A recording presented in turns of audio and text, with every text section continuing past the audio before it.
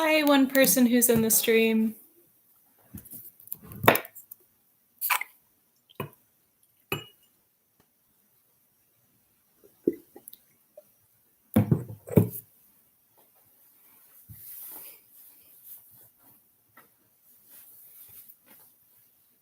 We'll give it a couple of minutes, and then I'll start reading, or I'll talk a little bit about the book first, and then I'll start reading, but like only a little bit about the book, so.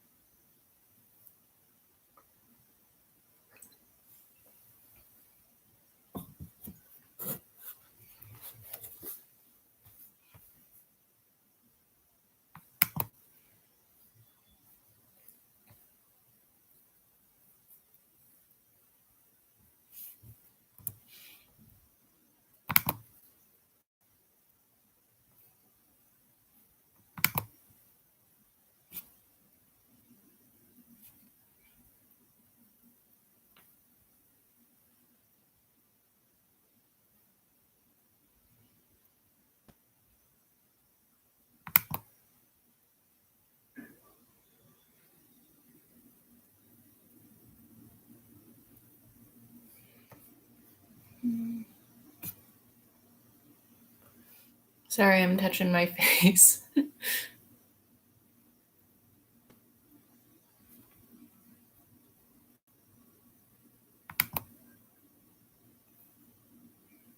All right, so it's been like 3.5 minutes. So I'll just say a little bit about the book, and then start reading. So this is Ursula K. Le Guin's Left Hand of Darkness. I really love this book, but I think the first time I read it, I was about 14 years old, and like I didn't quite get it. It's so different from any of the other sci-fi I had read before, which is a lot about like action and like big events and spaceships. And there's a spaceship in this book, sort of.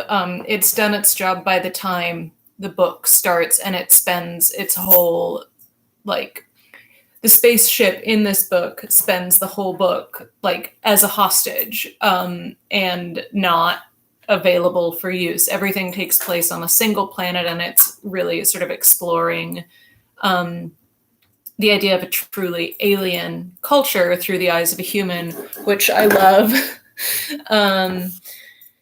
Sorry, my cat has decided now is the time to cause trouble. Just a second. Okay, there she goes. So I imagine anyone who's here for this book has probably like has some familiarity with it and understands like or is aware of the big thing with Gathenians, which is that for most Gathenians in their lifetime, they will both like sire and birth a child, that they are and like that their alien biology is such that they fill two biological roles within their lifetime, as well as like a multitude of social roles, and there aren't really men and women in this world, which, considering this was like written in 1969, is like very sort of cutting edge and wild. So I'm gonna go ahead and start. Also, this this copy of the book is like 20 years old, and you can tell because it has no back cover, and it's just, I've loved it a lot. Okay. So, from Field Notes of Ong Tat Opong, investigator of the first ecumenical landing party of Gethin/Winter, cycle 93 EY 1448. Our entire pattern of socio-sexual interaction is non-existent here. The Gethenians do not see one another as men or women. This is almost impossible for our imaginations to accept. After all, what is the first question we ask about a newborn baby? Yet you cannot think of a Gethenian as it.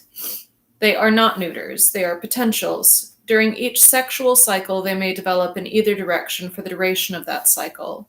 No physiological habit is established, and the mother of several children may be the father of several more. There is no division of humanity into strong and weak halves, protected, protective. One is respected and judged only as a human being. You cannot cast a Gethenian in the role of man or woman while adopting towards him a corresponding role dependent on your expectations of the interaction between persons of the same or opposite sex. It is an appalling experience for a Terran. Okay, on.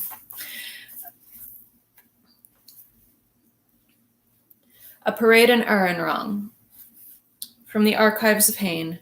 Transcript of Ansible Document 01-01101-934-2 Gethin. To the Stable on Olul. Report from Genli I. First mobile on Gethin/Winter. Hainish cycle 93. Ecumenical year 1490-97. I'll make my report as if I told a story. For I was taught as a child on my home world that truth is a matter of the imagination. The soundest fact may fail or prevail in the style of its telling, like that singular organic jewel of our seas which grows brighter as one woman wears it and, worn by another, dulls and goes to dust. Facts are no more solid, coherent, round, and real than pearls are, but both are sensitive. The story is not all mine, nor told by me alone. Indeed, I am not sure whose story it is. You can judge better. But it is all one, and if at moments the facts seem to alter with an altered voice, why, then you can choose the fact you like best. Yet none of them are false, and it is all one story. It starts on the 44th diurnal of the year 1491, which on the planet Winter in the nation Karhide was Odharhahad Tua, or the 22nd day of the third month of the spring in the year 1. It is always the year 1 here. Only the dating of every past and future year changes on New Year's Day, as one counts backwards or forwards from the unitary now. So it was spring of the year 1 in Erhenrang, capital city of Karhide, and I was in peril of my life and did not know it. I was in a parade. I walked just behind the Gosawars and just before the king. It was raining. Rain clouds over dark towers, rain falling in deep streets, a dark, storm-beaten city of stone, through which one vein of gold winds slowly. First come merchants, potentates, and artisans of the city Erhenrang, rank after rank, magnificently clothed, advancing through the rain as comfortably as fish through the sea. Their faces are keen and calm. They do not march in step. This is a parade with no soldiers, not even imitation soldiers. Next come the lords and mayors and representatives, one person, or 5, or 45, or 400, from each domain and codomain of Karhide. a vast, ornate procession that moves to the music of metal horns and hollow blocks of bone and wood and the dry, pure lilting of electric flutes. The various banners of the great domains tangle in a rain-beaten confusion of color with the yellow pennants that bedeck the way, and the various musics of each group clash and interweave in many rhythms echoing in the deep stone street. Next, a troop of jugglers with polished spheres of gold which they hurl up high in flashing flights and catch and hurl again, making fountain jets of bright jugglery. All at once, as if they had literally caught the light, the gold spheres blaze bright as glass. The sun is breaking through. Next, 40 men in yellow playing gossoirs. The gossoir, played only in the king's presence, produces a preposterous, disconsolate bellow. 40 of them played together shake one's reason, shake the towers of Erhenrang, shake down a last spatter of rain from the windy clouds. If this is the royal music, no wonder the kings of Karhide are all mad. Next, the royal party. Guards and functionaries and dignitaries of the city and the court, deputies, senators, chancellors, ambassadors, lords of the kingdom, none of them keeping step or rank, yet walking with great dignity. And among them is King Argavan, the 15th, in white tunic and shirt and breeches, with leggings of saffron leather and a peaked yellow cap. A gold finger ring is his only adornment and sign of office. Behind this group, 8 sturdy fellows bear the royal litter, rough with yellow sapphires, in which no king has ridden for centuries, a ceremonial relic of the very long ago. By the litter walk 8 guards armed with foray guns, also relics of a more barbaric past, but not empty ones, being loaded with pellets of soft iron. Death walks behind the king. Behind Death come the students of the artisan schools, the colleges, the trades, and the king's hearths, long lines of children and young people in white and red and gold and green, and finally a number of soft-running, slow, dark cars end the parade. The royal party, myself among them, gather on a platform of new timbers beside the unfinished arch of the river gate. The occasion of the parade is the completion of that arch, which completes the new road and river port of Erhenrang, a great operation of dredging and building and road making, which has taken 5 years, and will distinguish Argaven the 15th's reign in the annals of Karhide. We are all squeezed rather tight on the platform in our damp and massive finery. The rain is gone, the sun shines on us, the splendid, radiant, traitorous sun of winter. I remark to the person on my left, "It's hot, it's really hot."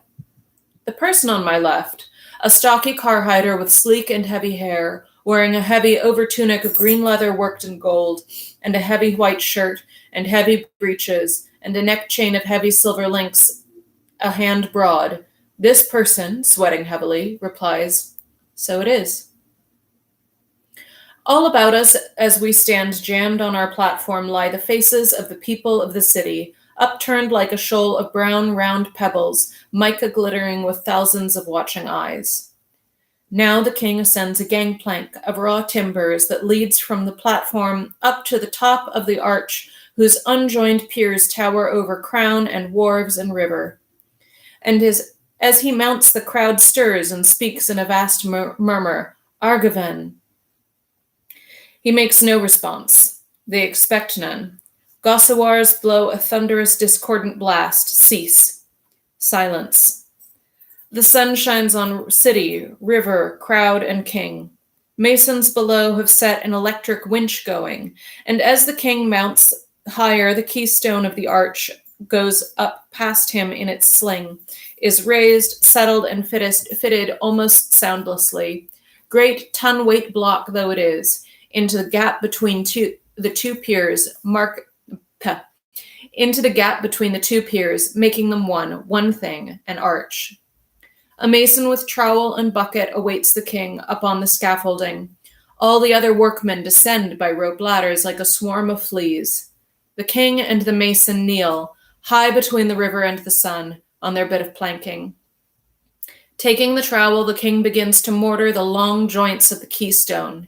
He does not dab at it and give the trowel back to the mason, but sets to work methodically. The cement he uses is a pinkish color, different from the rest of the mortar work, and after 5 or 10 minutes of watching the king bee work, I ask the person on my left, "Are your keystones always set in a red cement?" For the same color is plain around the keystones of each arch of the old bridge that soars beautifully over the river upstream from the arch. Wiping sweat from his dark forehead, the man I must say, having said he and his, the man answers, "Very long ago, a keystone was always set with a mortar of ground bones mixed with blood. Human bones, human blood. Without the blood bond, the arch would fall, you see. We use the blood of animals these days." So he often speaks, frank yet cautious, ironic, as if always aware that I see and judge as an alien, a singular awareness in one of so isolate a race and so high a rank.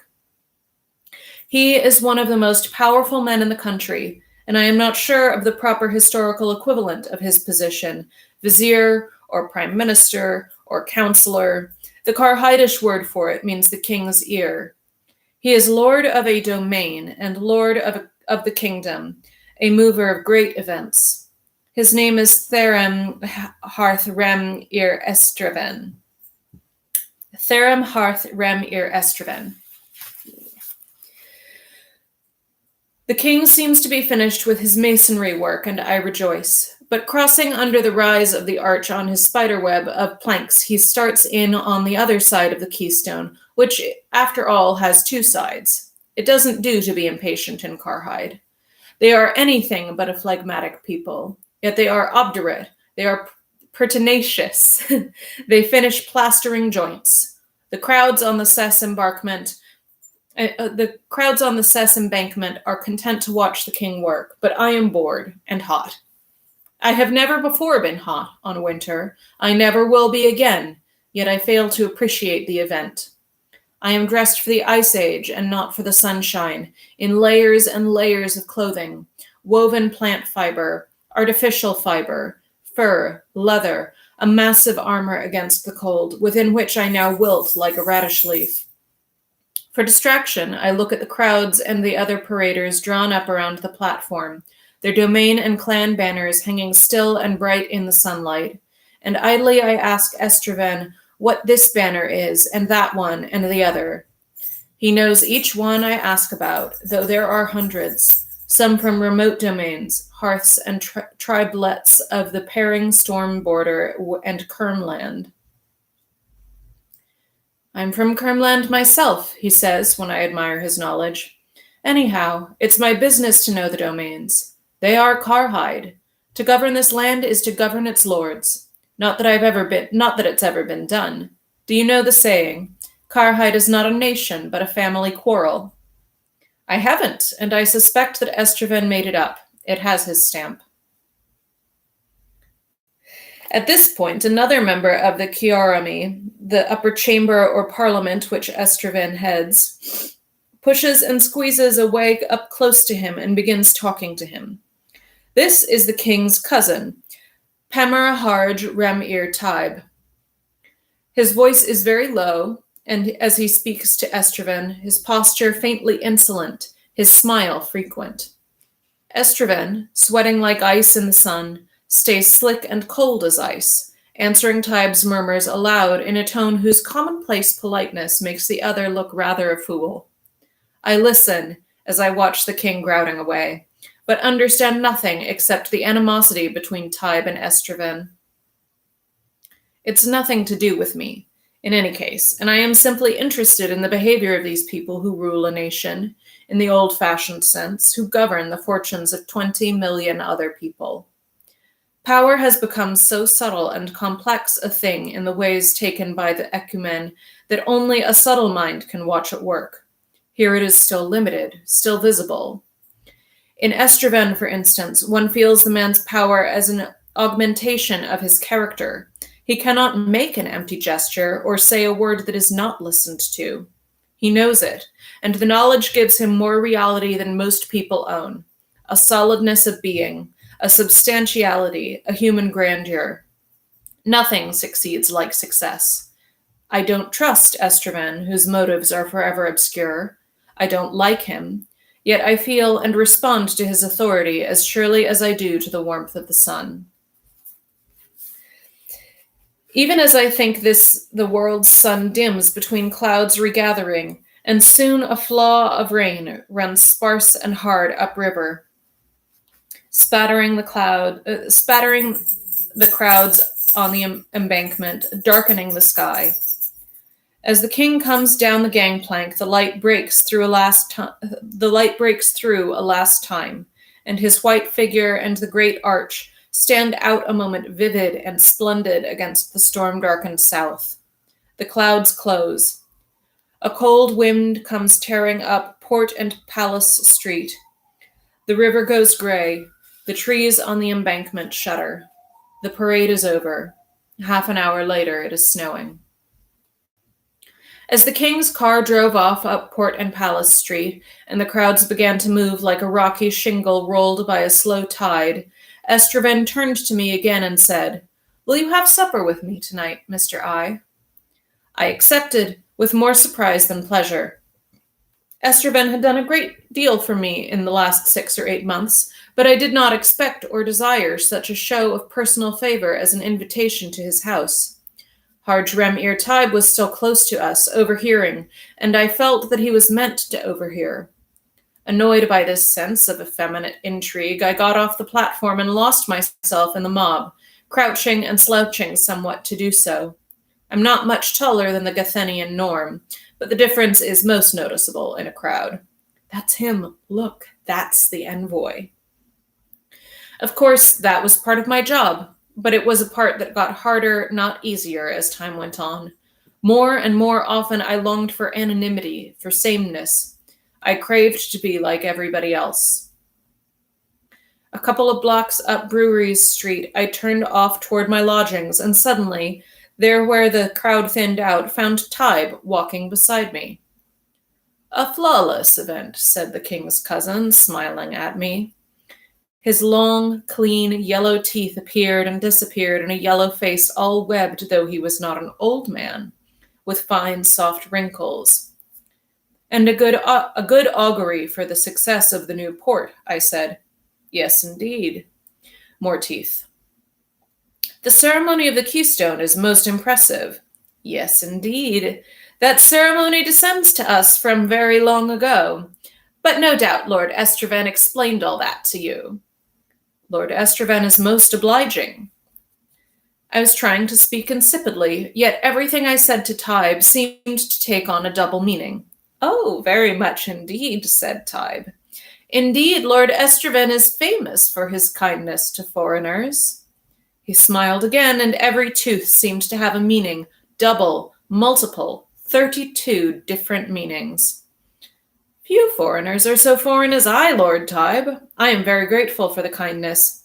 Yes, indeed, and gratitude's a noble, rare emotion, much praised by the poets. Rare above all here in Erhenrang, no doubt because it's impracticable. This is a hard age we live in, an ungrateful age. Things aren't as they were in our grandparents' days, are they? "I scarcely know, sir, but I've heard the same lament on other worlds." Taib stared at me for some while as if establishing lunacy. Then he brought out the long yellow teeth. "Ah, yes, indeed. I keep forgetting that you come from another planet. But of course, that's not a matter you ever forget. Though no doubt life would be much sounder and simpler and safer for you here in Erhenrang if you could forget it, eh? Yes, indeed. Here's my car. I had it wait here out of the way. I'd like to offer to drive you to your island, but must forego the privilege, as I'm due at the king's house very shortly, and poor relations must be in good time, as the saying is. Yes, indeed," said the king's cousin, climbing into his little black electric car, teeth bared across his shoulder at me, eyes veiled by a net of wrinkles. I walked on home to my island. Footnote. Karhosh Island, the usual word for the apartment boarding house buildings that house the greatest part of the urban populations of Karhide. Islands contain 20 to 200 private rooms. Meals are communal. Some are run as hotels, others as cooperative communes, others combine these types. They are certainly an urban adaptation of the fundamental Karhidish institution of the hearth, though lacking, of course, the topical and genealogical stability of the hearth. Its front garden was revealed now that the last of the winter's snow had melted, and the winter doors, 10 feet above ground, were sealed off for a few months, till the autumn and the deep snow should return. Around at the side of the building, in the mud and ice, the ice and the quick, soft, rank spring growth of the garden, a young couple stood talking. Their right hands were clasped. They were in the first phase of Kemer. The large, soft snow danced about them as they stood barefoot in the icy mud, hands clasped, eyes all for each other. Spring on winter. I had dinner at my island, and at 4th hour, striking on the gongs of Remy Tower, I was at the palace ready for supper. Karhiders eat 4 solid meals a day, breakfast, lunch, dinner, supper, along with a lot of adventitious nibbling and gobbling in between. There are no large meat animals on winter, and no mammalian products, milk, butter, or cheese. The only high-protein, high-carbohydrate foods are the various kinds of eggs, fish, nuts, and the Hainish grains. A low-grade diet for a bitter climate, and one must refuel often. I had got used to eating, as it seemed, every few minutes. It wasn't until later in that year that I discovered that Gathenians have perfected the technique not only of perpetually stuffing, but also indefinitely starving.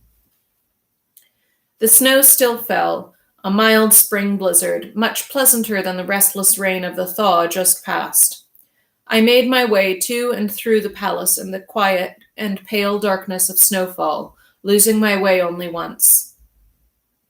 The palace of Erhenrang is an inner city, a walled wilderness of palaces, towers, gardens, courtyards, cloisters, roofed bridgeways, roofless tunnel walks, small forests, and dungeon keeps, the product of centuries of paranoia on a grand scale.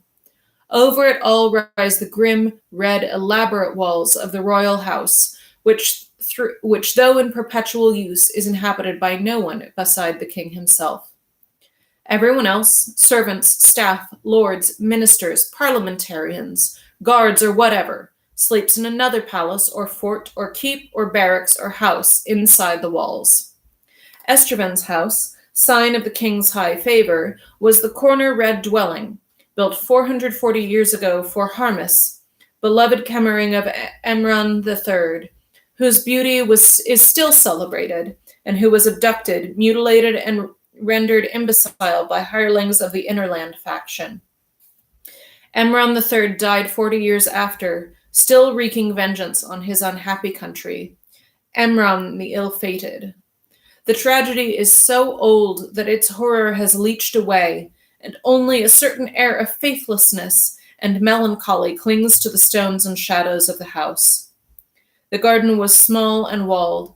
Serum trees leaned over a rocky pool. In dim shafts of light from the windows of the house, I saw snowflakes and the thread-like white spore cases of the trees falling softly together onto the dark water. Estreven stood waiting for me, bareheaded and coatless in the cold, watching that small, secret, ceaseless descent of snow and seeds in the night. He greeted me quietly and brought me into the house. There were no other guests. I wondered at this, but we went to table at once, and one does not talk business while eating. Besides, my wonder was diverted to the meal, which was superb, even the eternal bread apples transmuted by a cook whose art I heartily praised. After supper, by the fire, we drank hot beer. On a world where a common table implement is a little device with which you crack the ice that has formed on your drink between draughts, hot beer is a thing you come to appreciate. Estreven had conversed amiably at the Esterven had conversed amiably at table. Now, sitting across the hearth from me, he was quiet. Though I had been nearly 2 years on Winter, I was still far from being able to see the people of the planet through their own eyes. I tried to, but my efforts took the form of self-consciously seeing a Gethenian first as a man, then as a woman, forcing him into those categories so irrelevant to his nature and so essential to my own. Thus, as I sipped my smoking sour beer, I thought that at table Esterven's performance had been womanly, all charm and tact and lack of substance, specious and adroit. Was it, in fact, perhaps this soft, supple femininity that I disliked and distrusted in him? For it was impossible to think of him as a woman, that dark, ironic, powerful presence near me in the firelit darkness, and yet, whenever I thought of him as a man, I felt a sense of falseness, of imposture, in him or in my own attitude towards him. His voice was soft and rather resonant, but not deep. Scarcely a man's voice, but scarcely a woman's voice either. But what was it saying? "I'm sorry," he was saying, "that I've had to forestall for so long this pleasure of having you in my house, and to that extent, at least, I'm glad there is no longer any question of patronage between us." I puzzled at this a while. He had certainly been my patron in court until now. Did that mean that the audience he had arranged for me with the king tomorrow had raised me to an equality with himself? "I don't think I follow you," I said. At that he was silent, evidently also puzzled. "Well, you understand," he said at last. "Being here, you understand that I am no longer acting on your behalf with the king, of course." He spoke as if ashamed of me, not of himself. Clearly there was a significance in his invitation and my acceptance of it which I had missed, but my blunder was in manners. His in morals. All I thought at first was that I had been right all along not to trust Esterven. He was not merely adroit and not merely powerful, he was faithless. All these months in Erhenrang it had been he who listened to me, who answered my questions, sent physicians and engineers to verify the alienness of my physique and my ship, introduced me to people I needed to know, and gradually elevated me from my first year's status as a highly imaginative monster to my present recognition as the mysterious envoy about to be received by the king. Now, having got me up on that dangerous eminence, he suddenly and coolly announced that he was withdrawing his support. "You've led me to rely on you." It was ill done. "Do you mean that, having arranged this audience, you haven't spoken in favor of my mission to the king as you," I had the sense to stop short of, "promised?" "I can't." I was very angry, but I met neither anger nor apology in him. "Will you tell me why?" After a while he said, "Yes," and then paused again. During the pause I began to think that an inept and undefended alien should not demand reasons from the prime minister of a kingdom, above all when he does not, and perhaps never will, understand the foundations of power and the workings of government in that kingdom. No doubt, this was all a matter of Schriftgethor, prestige, face, place, the pride relationship, the untranslatable and all-important principle of social authority in Karhide, and all civilizations of Gethen. And if it was, I would not understand it. "Did you hear what the king said to me at the ceremony today?" "No." Esterven leaned forward across the hearth, lifted the beer jug out of the hot ashes, and refilled my tankard. He said nothing more, so I amplified. "The king didn't speak to you in my hearing." "Nor in mine," said he. I saw at last that I was missing another signal. Damning his effeminate deviousness, I said, "Are you trying to tell me, Lord Esterven, that you're out of favor with the king?" I think he was angry then, but he said nothing that showed it, only, "I'm not trying to tell you anything, Mr. I." By God, I wish you would. He looked at me curiously.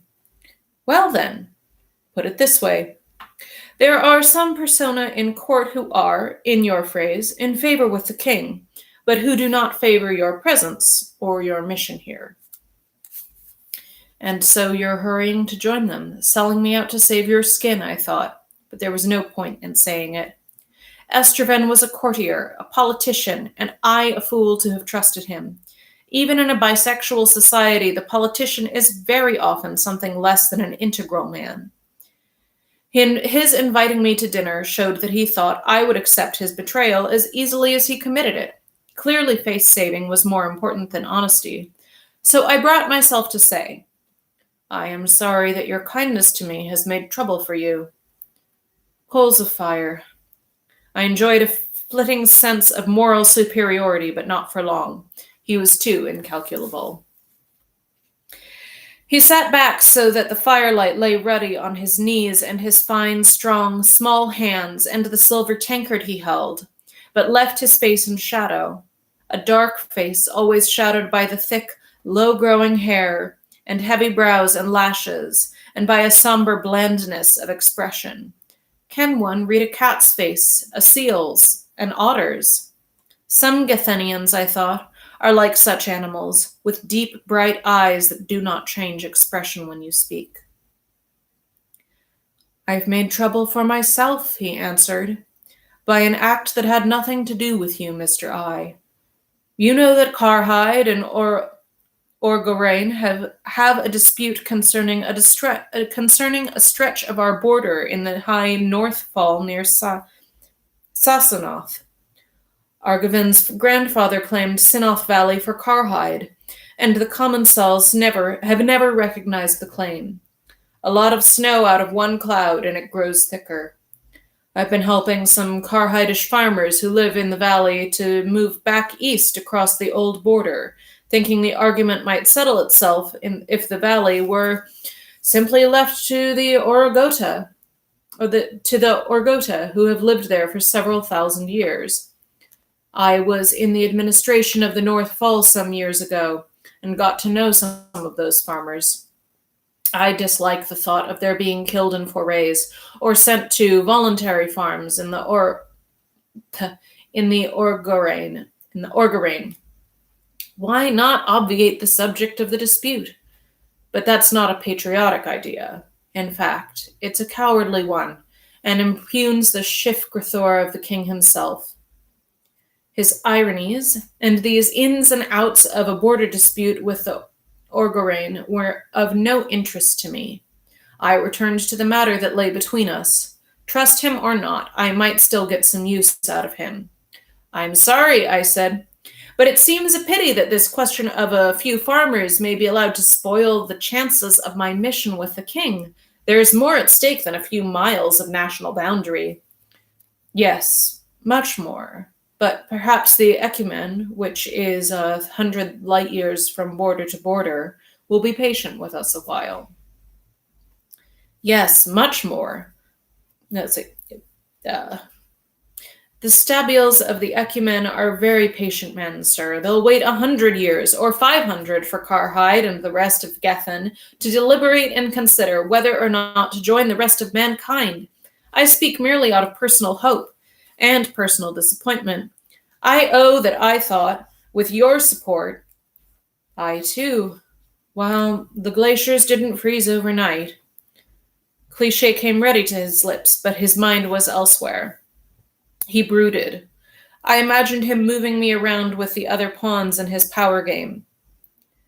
You came to my country, he said at last, at a strange time. Things are changing. We are taking a new turning. No, not so much that, as following too far on the way we've been going. I thought your presence, your mission, might prevent our going wrong, give us a new option entirely.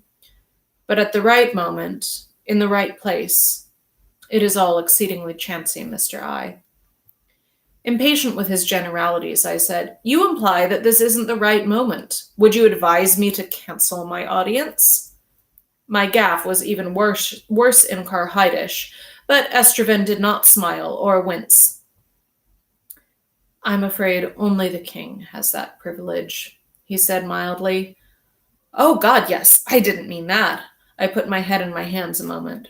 Brought up in the wide open, freewheeling society of Earth, I would never master the protocol or the impassivity so valued by car-hiders. I knew what a king was. Earth's own history is full of them, but I had no experiential feel for privilege, no tact.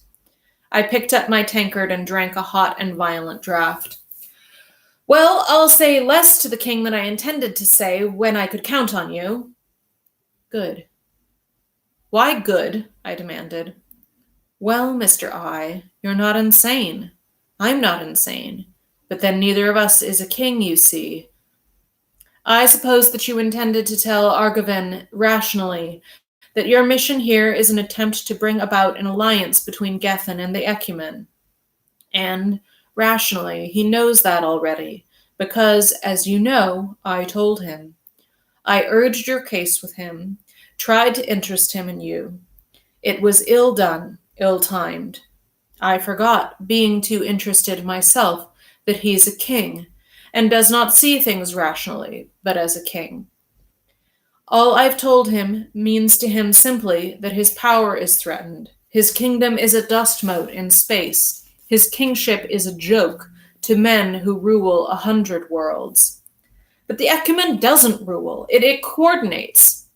Its power is precisely the power of its member states and worlds. In alliance with the Ecumen, Karhide will become infinitely less threatened and more important than it's ever been. Estraven did not answer for a while. He sat gazing at the fire, whose flames winked, reflected from his tankard, and from the broad, bright silver chain of office over his shoulders. The old house was silent around us. There had been a servant to attend to our meal, but car-hiders, having no institutions of slavery or personal bondage, hire services, not people, and the servants had all gone off to their own homes by now. Such a man as Estraven must have guards about him somewhere, for assassination is a lively institution in Karhide, but I had seen no guard, heard none. We were alone. I was alone, with a stranger, inside the walls of a dark palace, in a strange, snow-changed city, in the heart of the ice age of an alien world. Everything I had said, tonight and ever since I came to Winter, suddenly appeared to me as both stupid and incredible. How could I expect this man, or any other, to believe my tales about other worlds, other races, a vague, benevolent government somewhere off in outer space? It was all nonsense. I had appeared in Karhide in a queer kind of ship, and I differed physically from Gathenians in some respects. That wanted explaining. But my own explanations were preposterous. I did not, in that moment, believe them myself. I believe you, said the stranger, the alien alone with me, and so strong had my access of self-alienation been that I looked up at him bewildered. I'm not afraid that I looked up at him bewildered. I'm afraid that Argiven also believes you. But he does not trust you, in part because he no longer trusts me. I have made mistakes, been careless. I cannot ask you for your trust any longer, either, having put you in jeopardy. I forgot what a king is, forgot that the king, in his own eyes, is Karhide, forgot what patriotism is, and that he is, of necessity, the perfect patriot. Let me ask you this, Mr. I. Do you know, by your own experiences, what patriotism is? No, I said, shaken by the force of that intense personality suddenly turning itself wholly upon me. I don't think I do. If by patriotism you don't mean the love of one's homeland, for that I do know. No, I don't mean love when I say patriotism. I mean fear. The fear of the other, and its expressions are political, not poetical. Hate, rivalry, aggression. It grows in us, that fear. It grows in us year by year. We followed our road too far, and you, who come from a world that outgrew nations centuries ago, who hardly know what I'm talking about, who show us the new road, he broke off. After a while, he went on, in control again, cool and polite. It's because of fear that I refuse to urge your cause with the king now, but not fear for myself, Mr. I. I'm not acting patriotically. There are, after all, other nations on Gethin. I had no idea what he was driving at, but was sure that he did not mean what he seemed to mean. Of all the dark, obstructive, enigmatic souls I had met in this bleak city, his was the darkest. I would not play his labyrinthine game. I made no reply. After a while he went on, rather cautiously. If I've understood you, your ecumen is devoted essentially to the general interest of mankind. Now, for instance, the Orgota have experience in subordinating local interests to a general interest, while Karhide has almost none. And the common cells of Orgorain are mostly sane men, if unintelligent, while the king of Karhide is not only insane, but rather stupid. It was clear that Estraven had no loyalties at all. I said in faint disgust, it must be difficult to serve him if that's the case. I'm not sure I ever served the king, said the king's prime minister, or ever intended to. I'm not anyone's servant. A man must cast his own shadow. The gongs in Remney Tower were striking 6th hour, midnight, and I took them as my excuse to go. As I was putting on my coat in the hallway, he said, I've lost my chance for the present, for I suppose you'll be leaving Erhenrang. Why did he suppose so? But I trust a day will come when I can ask you questions again. There's so much I want to know, about your mind speech in particular. You'd scarcely begun to try to explain it to me. His curiosity seemed perfectly genuine. He had the effrontery of the powerful. His promises to help me had seemed genuine, too. I said yes, of course, whenever he liked, and that was the evening's end. He showed me out through the garden, where snow lay thin in the light of Gethin's big, dull, rufous moon. I shivered as we went out, for it was well below freezing, and he said with polite surprise, You're cold? To him, of course, it was a mild spring night. I was tired and downcast. I said, I've been cold ever since I came to this world. What do you call it, this world, in your language? Gethin? You gave it no name of your own. Yes, the first investigators did. They called it winter. We had stopped in the gateway of the walled garden. Outside, the palace grounds and roofs loomed in a dark, snowy jumble, lit here and there at various heights by the faint gold slits of windows. Standing under the narrow arch, I glanced up, wondering if that keystone too was mortared with bone and blood. Estraven took leave of me and turned away. He was never fulsome in his greetings and farewells. I went off through the silent courts and alleyways of the palace, my boots crunching on the thin moonlit snow, and homeward through the deep streets of the city. I was cold, unconfident, obsessed by perfidy and solitude and fear.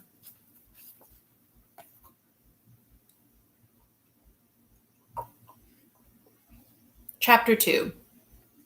The Palace Inside the Blizzard. From a sound tape collection of North Karhidish hearth tales in the archives of the College of Historians in Erhenrang, narrator unknown, recorded during the reign of Argaven the 8th. About 200 years ago, in the hearth of Shoth, in the Perring storm border, there were two brothers who vowed Kemmering to each other. In those days, as now, full brothers were permitted to keep Kemmer until one of them should bear a child, but after that they must separate. So it was never permitted them to vow Kemmering for life. Yet this they had done. When a child was conceived, the Lord of Shaf commanded them to break their vow and never meet in Kemer again. On hearing this command, one of the two, the one who bore the child, despaired and would hear no comfort or counsel, and procuring poison, committed suicide. Then the people of the hearth rose up against the other brother and drove him out of hearth and domain, laying the shame of the suicide upon him.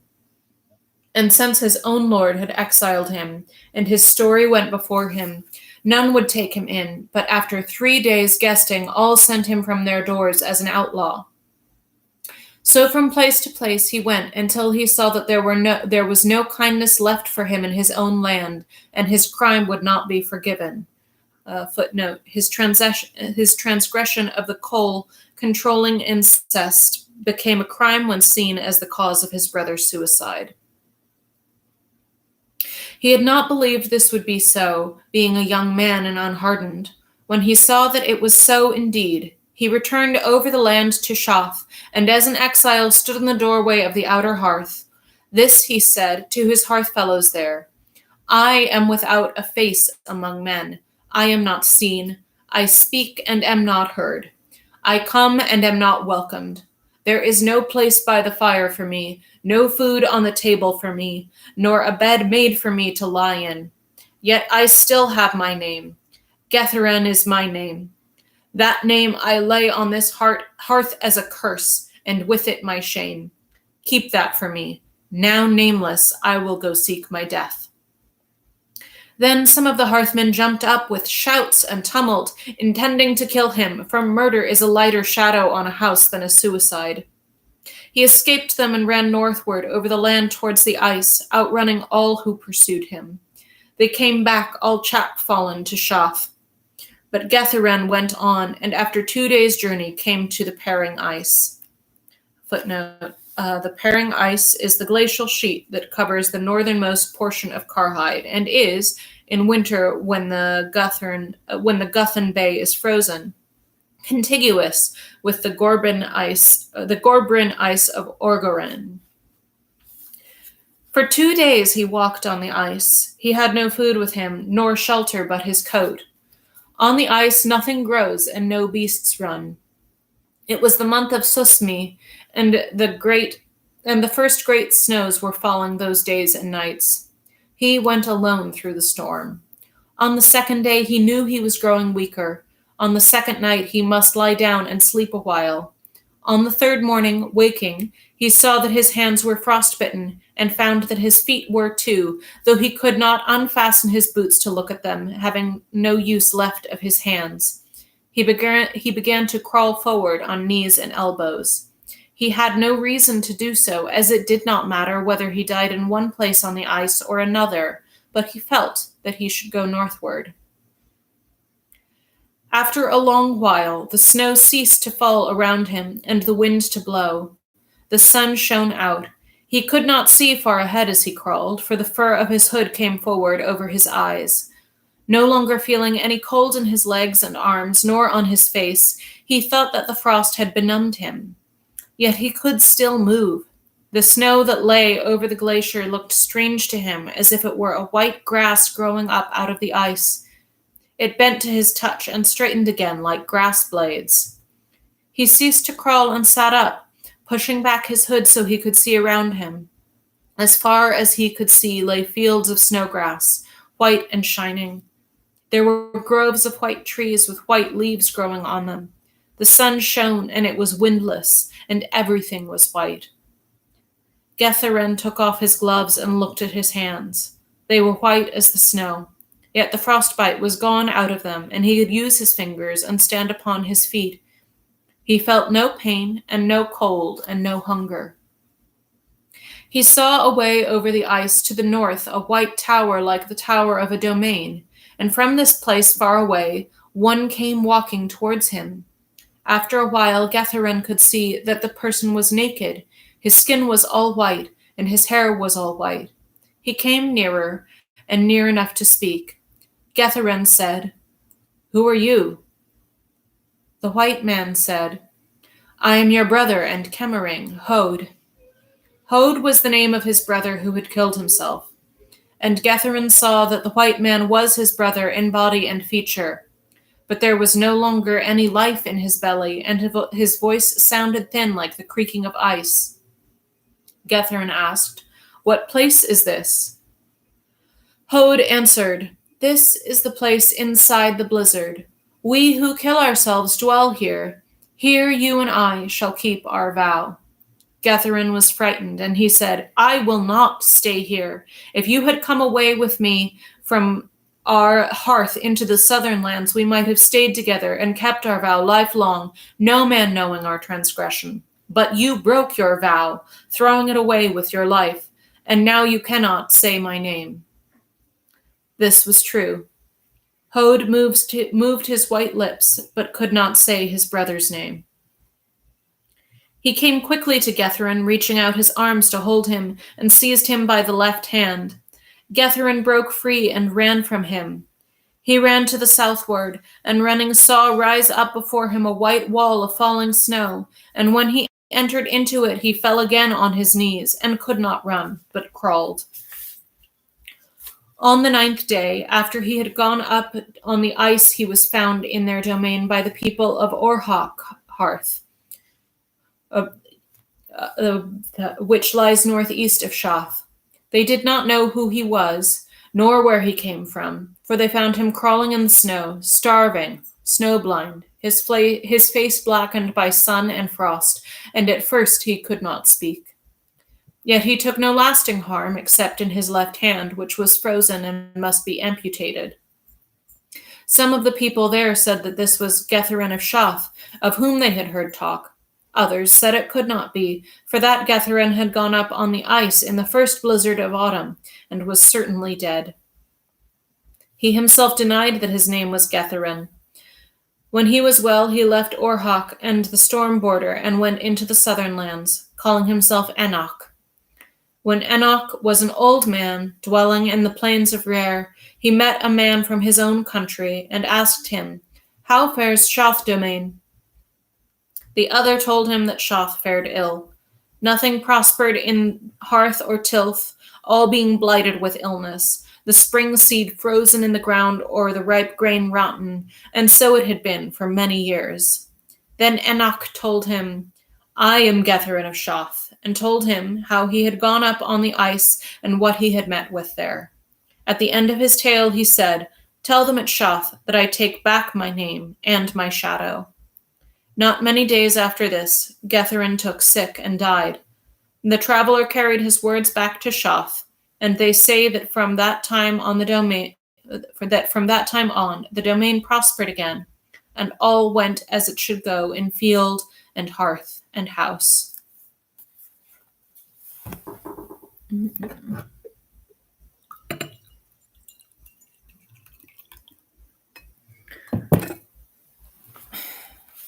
Chapter 3, The Mad King.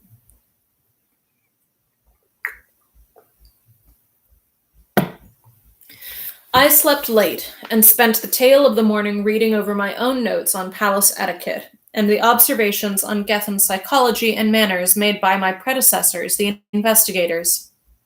I didn't take in what I read, which didn't matter since I knew it by heart and was reading merely to shut up all the interior voices that it kept telling me it has all gone wrong. When it would not be shut up, I argued with it, asserting that I could get on without Estraven, perhaps better than with him. After all, my job here was a one-man job. There is only one First Mobile. The first news from the Ecumen on any world is spoken by one voice, one man in the flesh, present and alone. He may be killed, as Pelege was on Fortaurus, or locked up with madmen, as were the first 3 mobiles on Gao, one after the other. Yet the practice is kept because it works. One voice speaking truth is a greater force than fleets and armies given time, plenty of time. But time is the thing that the Ecumen has plenty of. "You don't," said the interior voice, but I reasoned it into silence and arrived at the palace for my audience with the king at second hour, full of calm and resolution. It was all knocked right out of me in the anteroom before I ever saw the king. Palace guards and attendants had showed me to the anteroom through the long halls and corridors of the king's house. An aide asked me to wait and left me alone in the high windowless room.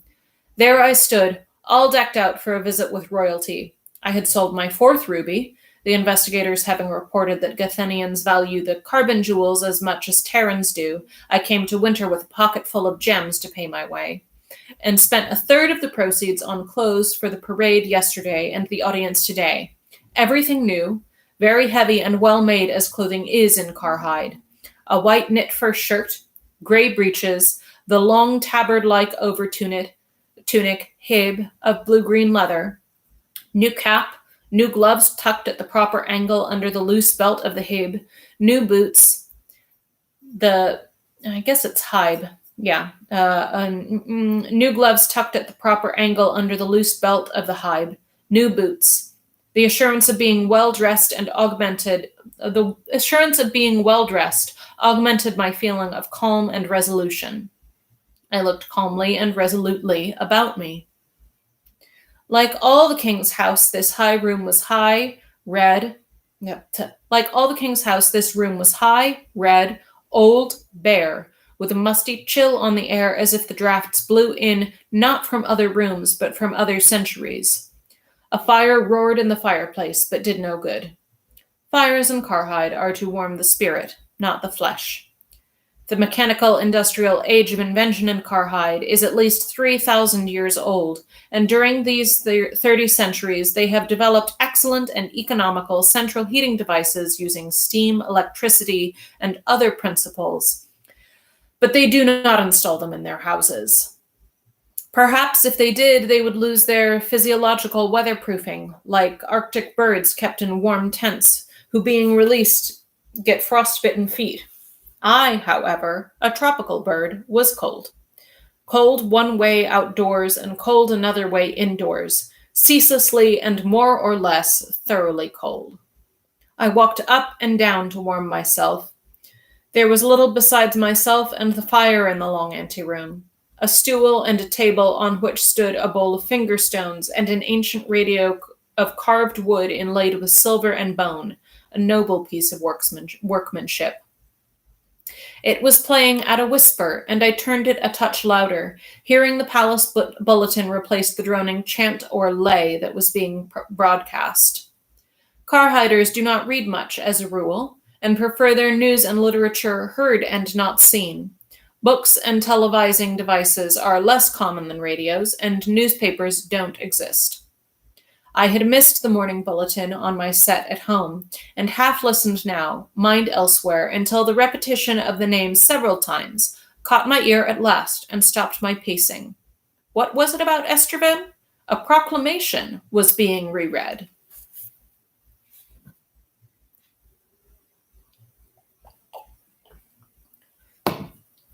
Tharam Harth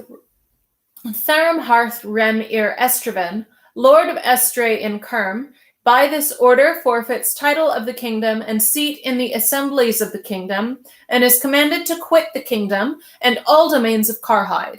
If he be not gone out of the kingdom and all domains in 3 days' time, or if in his life he return into the kingdom, he shall be put to death by any man without further judgment. No countryman of Carhide shall suffer Harth Rem-Ir Estraven to speak to him, or stay within his house, or on his lands, on pain of imprisonment, nor shall any countryman of Carhide give or lend Harth Rem-Ir Estraven money or goods, nor repay any debt owing him on pain of imprisonment and fine. Let all countrymen of Carhide know and say that the crime for which Harth Rem-Ir Estraven is exiled is the crime of treason, he having urged privily and openly, in assembly and palace, under pretense of loyal service to the king, that the nation domain of Carhide cast away its sovereignty and surrender up its power in order to become an inferior and subject nation in a certain union of peoples, concerning which let all men know and say that no such union does exist, being a device and baseless fiction of certain conspiring traitors who seek to weaken the authority of Karhide and the king, to the profit of the real and present enemies of the land. Odgurini Tua, 8th hour, in the palace in Erhenrang, Agraven Harj.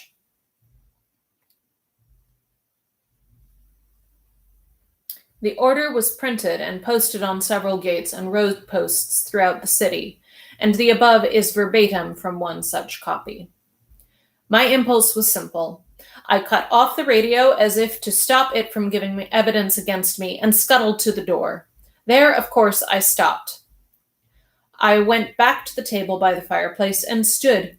I was no longer calm or resolute. I wanted to open my case, I wanted to open my case, get out the Ansible, and send an advise/urgent through to Hain. I suppressed this impulse also, as it was even sillier than the first. Fortunately, I had no time for more impulses. The double door at the far end of the anteroom was opened, and the aide stood aside for me to pass, announcing me, Genry I. My name is Genly, but Karhiders can't say L, and left me in the Red Hall with King Argaven the 15th. An immense, high, long room, that Red Hall of the king's house. Half a mile down to the fireplaces, half a mile up to the raftered ceiling hung with red, dusty drapes or banners all ragged with the years. The windows are only slits or slots in the thick walls, the lights few, high, and dim. My new boots go ek, ek, ek, ek, ek, as I walk down the hall toward the king, a 6 months' journey. Argaven was standing in front of the central and largest fireplace of the three, on a low, large dais or platform. A short figure in the reddish gloom, rather pot-bellied, very erect, dark and featureless in silhouette except for the glint of the big seal ring on his thumb. I stopped at the edge of the dais and, as I had been instructed, did and said nothing. "Come up, Mr. I. Sit down." I obeyed, taking the right-hand chair by the central hearth. In all this I had been drilled. Argaven did not sit down. He stood 10 feet from me with the roaring bright flames behind him and presently said, "Tell me what you have to tell me, Mr. I. You bear a message, they say." The face that turned towards me, reddened and cratered by firelight and shadow, was as flat and cruel as the moon, winter's dull rufous moon. Argaven was less kingly, less manly than he looked at a distance among his courtiers.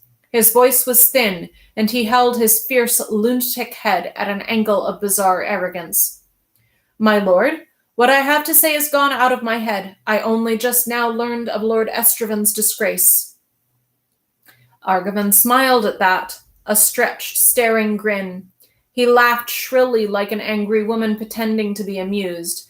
"Damn him," he said, "the proud, posturing, perjuring traitor. You dined with him last night, eh?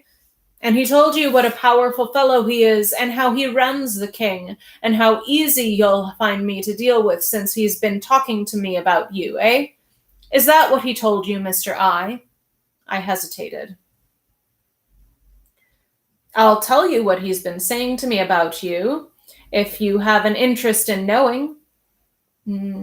He's been advising me to refuse you audience, keep you hanging about waiting, maybe pack you off to Orgorin or the islands. All this half-month he's been telling me, damn his insolence. It's he that got packed off to Orgorin. Again the shrill and false laugh, and he clapped his hands together as he laughed.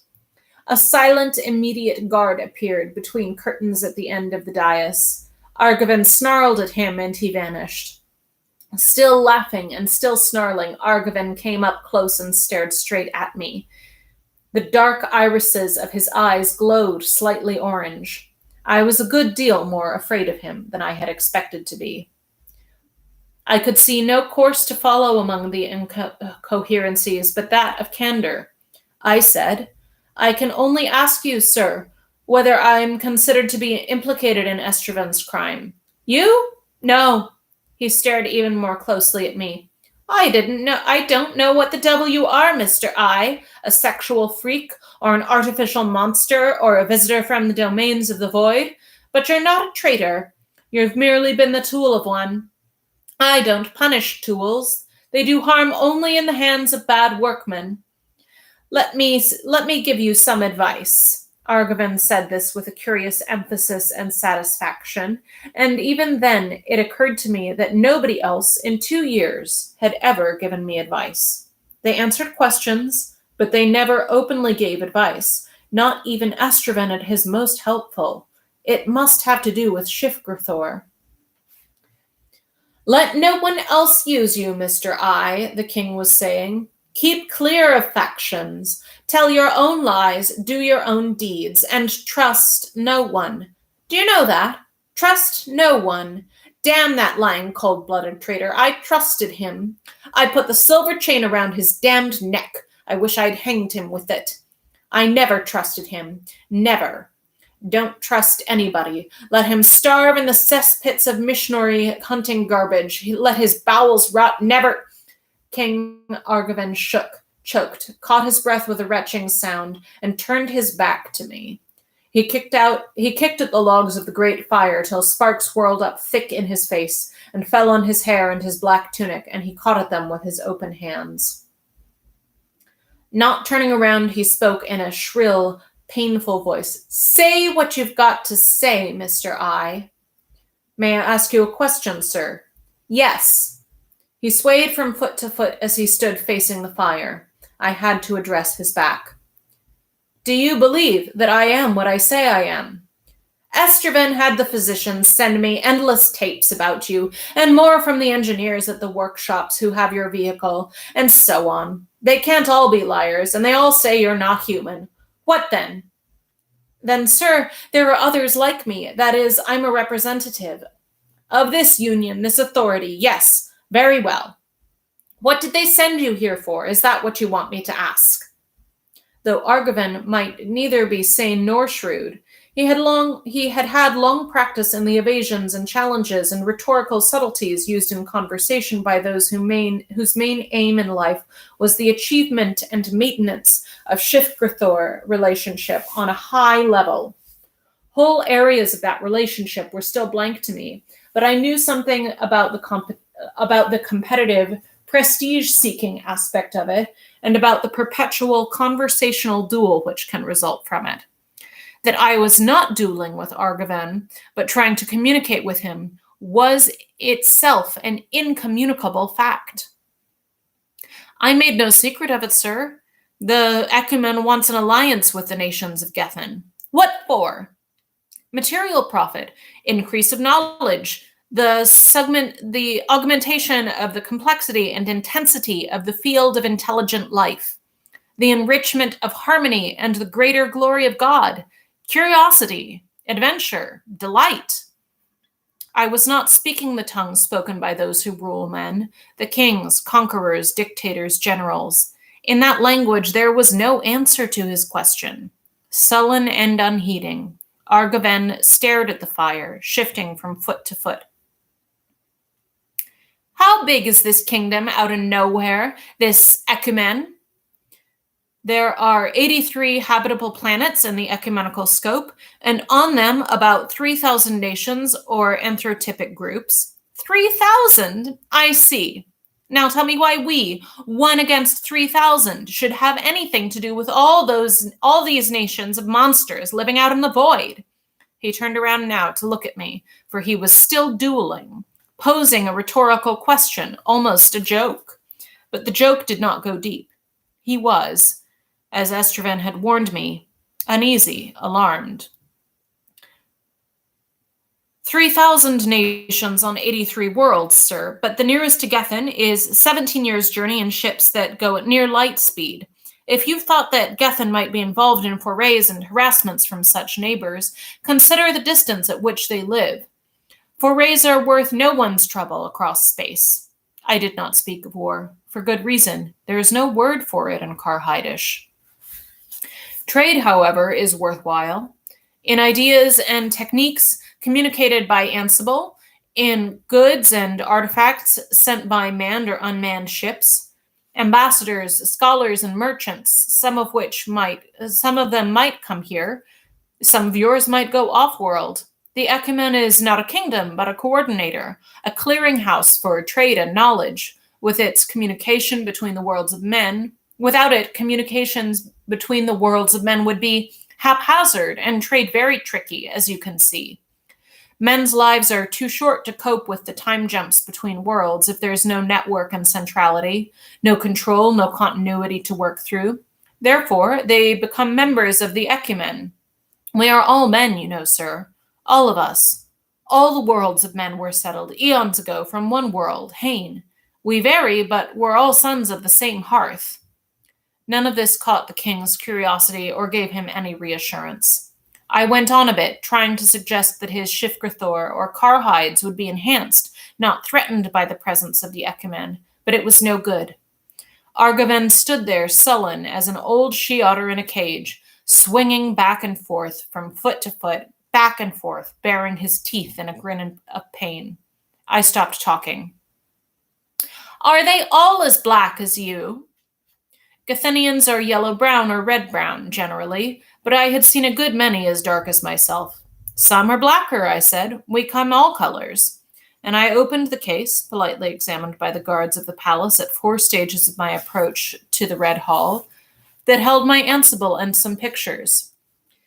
The pictures, films, photos, paintings, activities, and some cubes, were a little gallery of man, people of Hain, Chifawar, and the Setians of Es and Terra and Altera, of the uttermosts, Cape Tin, Olul, Fortaurus, Rokanan, Enspo, Sim, Gid, and Seychelles Haven.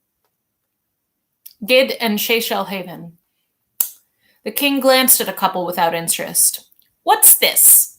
A person from Sime, a female. I had to use a word that Gathenians would only apply to a person in the culminant phase of Kemer, the alternative being their word for a female animal. Permanently? Yes. He dropped the cube and stood swinging from foot to foot, staring at me or a little past me, the firelight shifting on his face. They're all like that. Like you. This was the hurdle I could not lower for them. They must, in the end, learn to take it in their stride. Yes, Gathenian sexual physiology, so far as yet we know, is unique among human beings. So all of them, out on these other planets, are in permanent Kemer, a society of perverts? So Lord Tide put it. I thought he was joking. Well, it may be the fact, but it's a disgusting idea, Mr. I, and I don't see why human beings here on Earth should want to tolerate any dealings with creatures so monstrously different. But then, perhaps you're here to tell me I have no choice in the matter. The choice for Karhide is yours, sir. And if I send you packing too, why, I'll go. I might try again with another generation. That hit him. He snapped. Are you immortal? No, not at all, sir. But the time jumps have their uses. If I left Gethen now for the nearest world, Olul, I'd spend 17 years of planetary time getting there. Time jumping is a function of traveling nearly as fast as light. If I simply turned around and came back, my few hours spent on the ship would, here, amount to 34 years, and I could start all over. But the idea of time jumping, with its false hint of immortality, had fascinated everyone who listened to me, from the Horden Island fisherman on up to the Prime Minister, left him cold. Let me take that again. But the idea of time jumping, which with its false hint of immortality had fascinated everyone who had listened to me, from the Horden Island fisherman on up to the Prime Minister, left him cold. He said in his shrill, harsh voice, What's that? Pointing to the Ansible. The Ansible communicator, sir. A radio. It doesn't involve radio waves or any form of energy. The principle it works.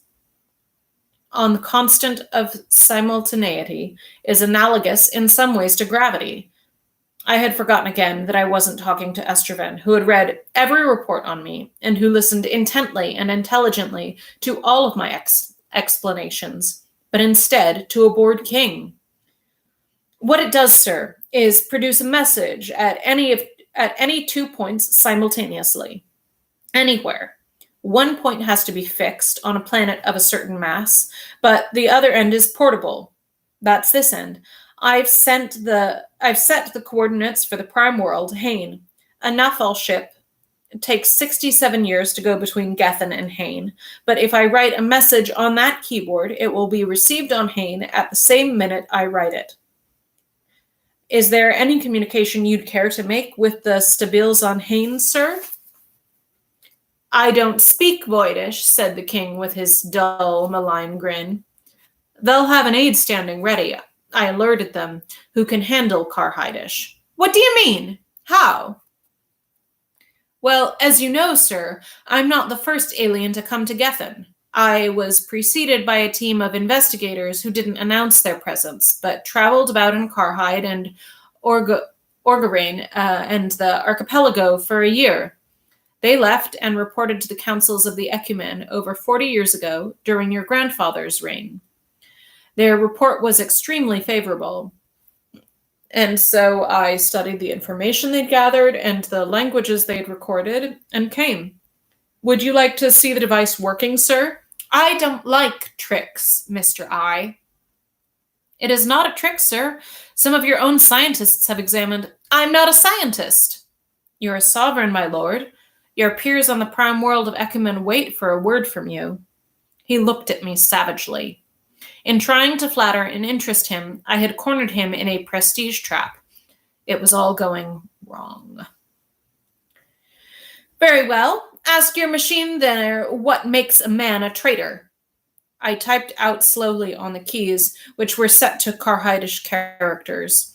King Argavin of Karhide asks the Stabiles on Hain what makes a man a traitor. The letters burned across the small screen and faded. Argavin watched, his restless shifting stilled for a minute. There was a pause, a long pause. Somebody 72 light years away was no doubt feverishly punching demands on the language computer for Karhidish, if not on a philosophy storage computer. At last, the bright letters burned up out of the screen, hung a while, and faded slowly away. To King Argavin of Karhide on Gethin, greetings. I do not know what makes a man a traitor. No man considers himself a traitor. This makes it hard to find out. Respectfully, Spimol GF for the Stabiles in Sayre on Hain, 93-1491-45. When the tape was recorded, I pulled it out and gave it to Argavin. He dropped it on the table, walked again to the central fireplace, almost into it, and kicked the flaming logs and beat down the sparks with his hands. As useful an answer as I might get from any foreteller. Answers aren't enough, Mr. I. Nor is your box, your machine there. Nor your vehicle, your ship. A bag of tricks and a trickster. You want me to believe you, your tales and messages. But why need I believe or listen? If there are 80,000 worlds full of monsters out there among the stars, what of it? We want nothing from them. We've chosen our way of life and have followed it for a long time. Karhide's on the brink of a new epoch, a great new age. We'll go our own way. He hesitated as if he had lost the thread of his argument. Not his own argument, perhaps, in the first place. If Estraven was no longer the king's ear, somebody else was. And if there were anything these Ecumens wanted from us, they wouldn't have sent you alone. It's a joke, a hoax. Aliens would be here by the 1,000. But it doesn't take 1,000 men to open a door, my lord. It might to keep it open. The Ecumen will wait for you to open it, sir. It will force nothing on you. I was sent here alone and remain here alone in order to make it impossible for you to fear me.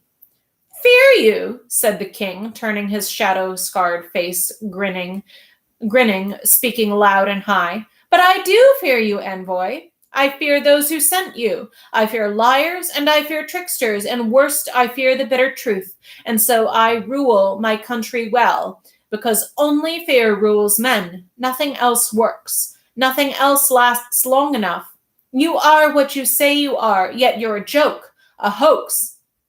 There's nothing in between the stars but void and terror and darkness, and you come out of that all alone, trying to frighten me. But I am already afraid, and I am the king. Fear is king.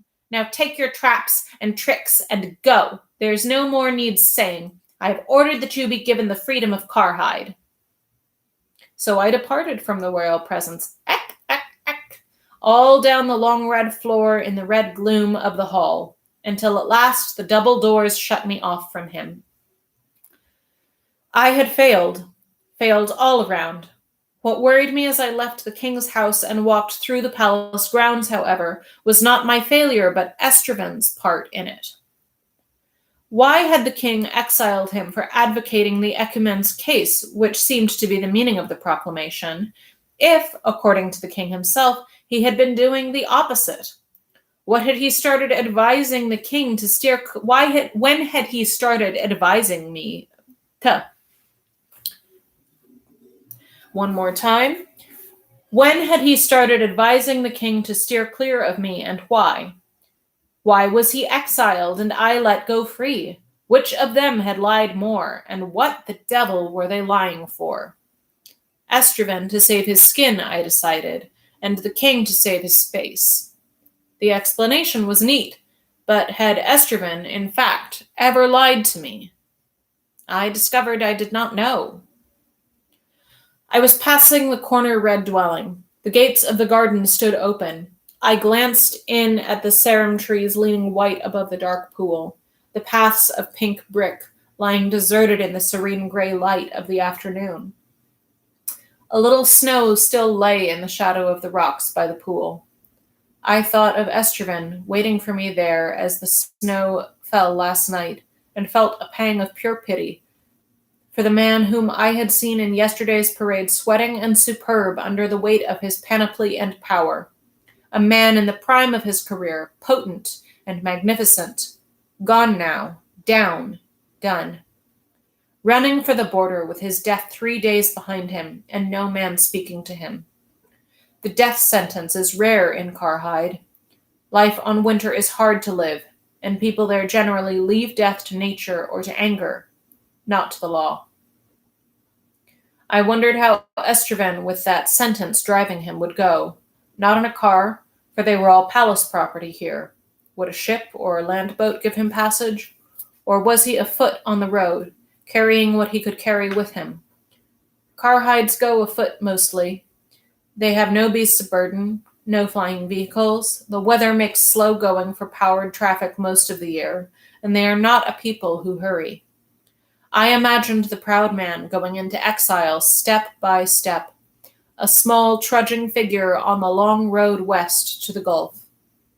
All this went through my mind and out of it as I passed the gate of the corner red dwelling, and with it went my confused speculations concerning the acts and motives of Estraven and the king. I was done with them. I had failed. What next? I should go. Oh, just a sec.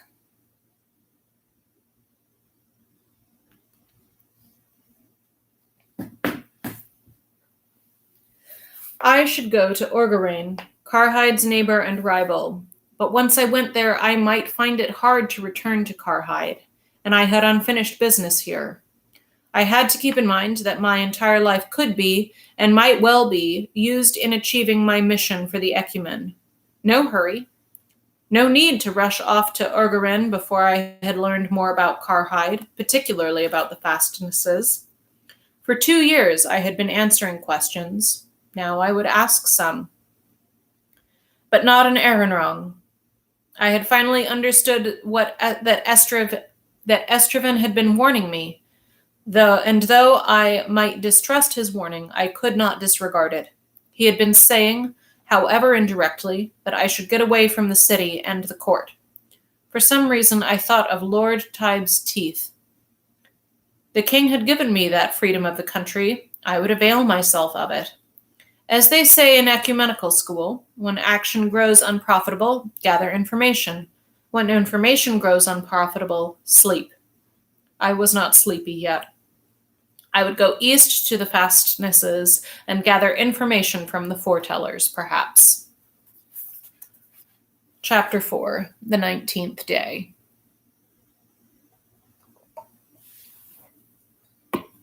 And I think this will be our last chapter, unless it's super short.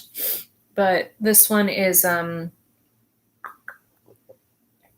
like chapter 2, another story, as opposed to Genli's main narrative.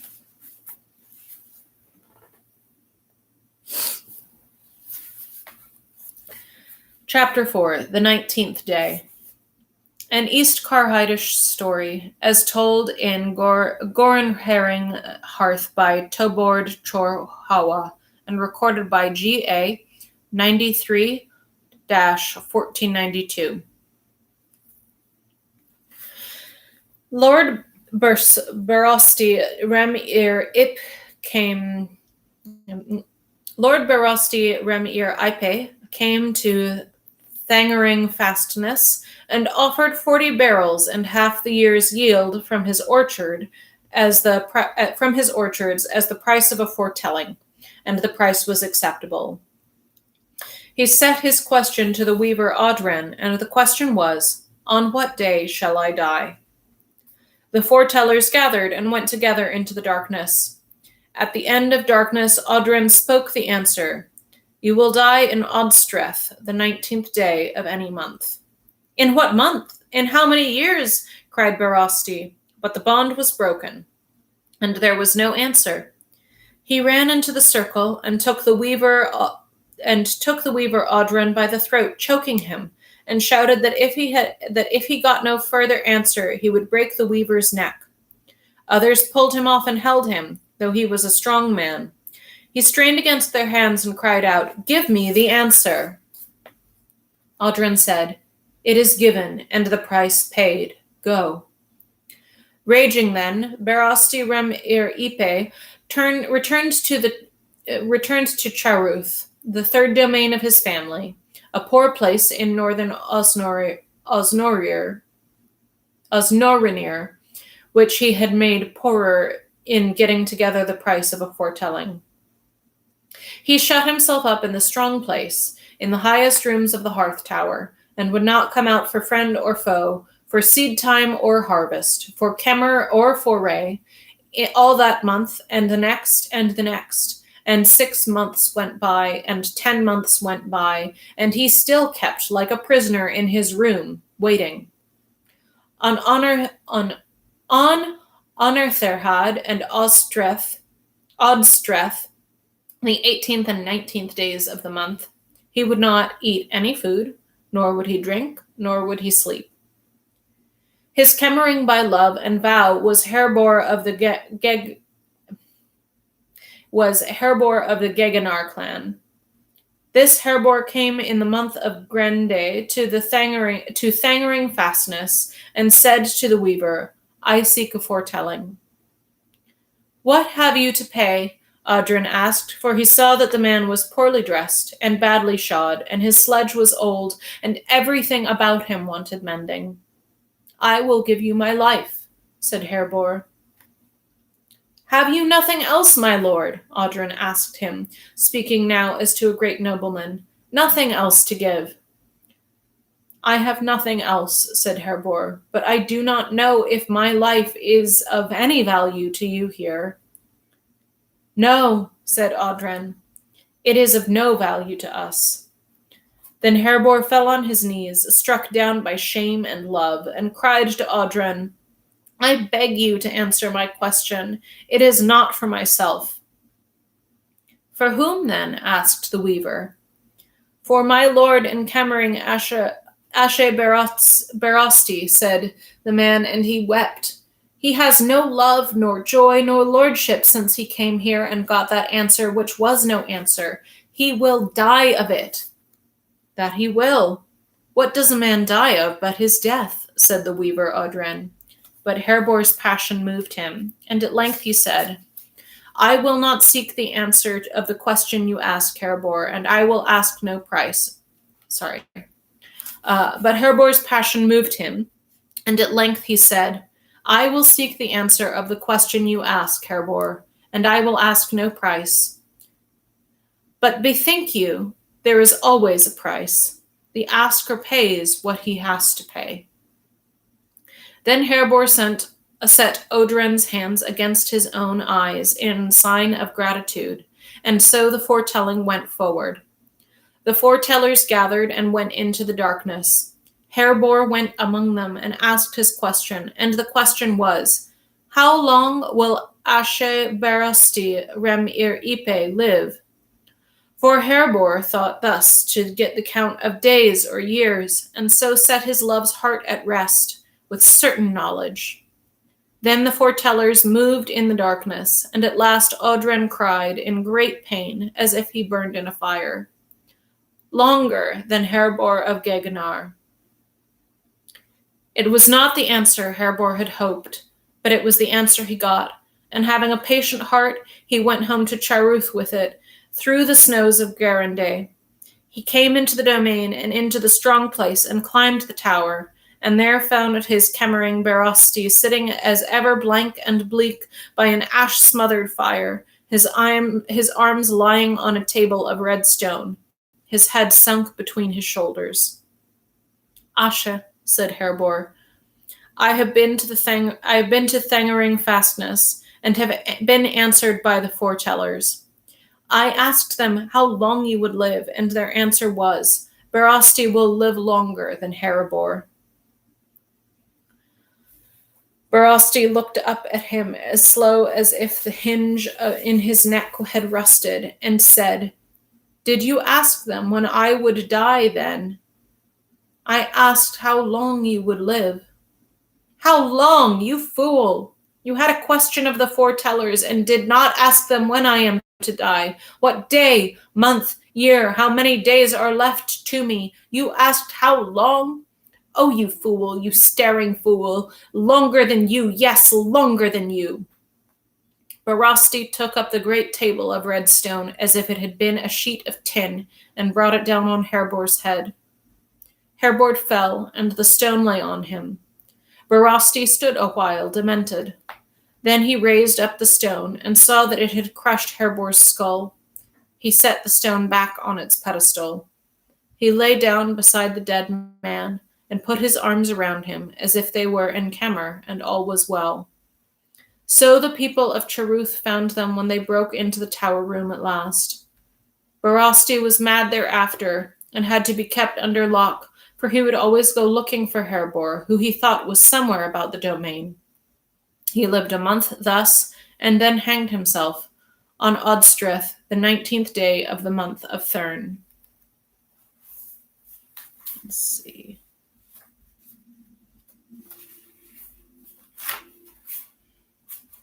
Yeah, that's where we're going to leave off for today. Start up later in the week with chapter 5. Thanks. Stay home. Stay safe. Be well. Bye.